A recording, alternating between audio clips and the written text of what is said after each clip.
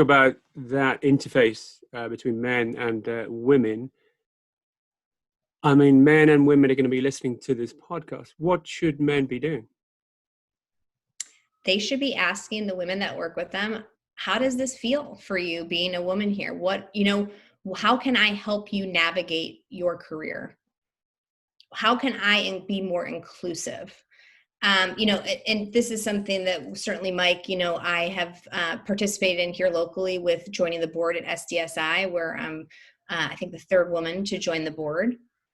And I think there's a common theme and a misunderstanding that because the three women that sit on the board, that we should be the women bringing other women to participate in the board, right? And I've turned that and flipped that conversation and said, well, time out.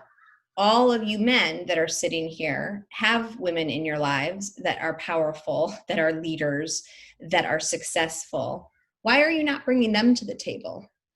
Because I think the authentic thing to do is for men to recognize that they have the power to make this change. And, and it's not to say I don't have power. I have plenty of power, but the power has not been given to me and nor, women for thousands of years. It's been given to men. So it's truly where I feel that men need to say, how can I make the change? How can I participate in creating what I really believe I want to see? And I think there's so many men out there that say, I believe in equality. I believe there should be just as many women leaders. I believe that pay should be equal for the same job.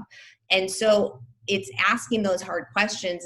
And I think it's saying, hey, I want you to join me at this table. We talk a lot about this for women in particular, that that rather than, climbing on each other's shoulders, which I think was done a lot professionally for women, particularly in the 80s and 90s, because there weren't very many women there that were trying to climb the ladder professionally, where it was sort of the saying that they were climbing on each other's shoulders to get to the top versus holding each other's hands to get to the top together.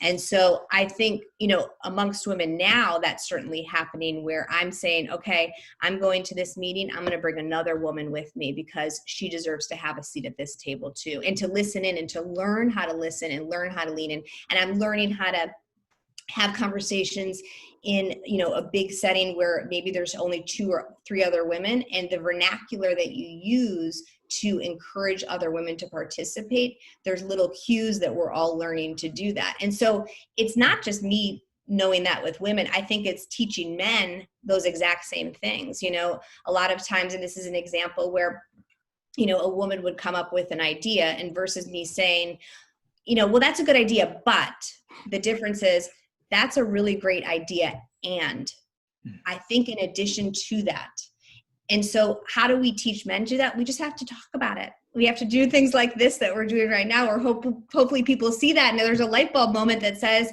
I can do that. That is so simple for me to do. And it just takes one little tweak to make a totally different perception of what that experience is.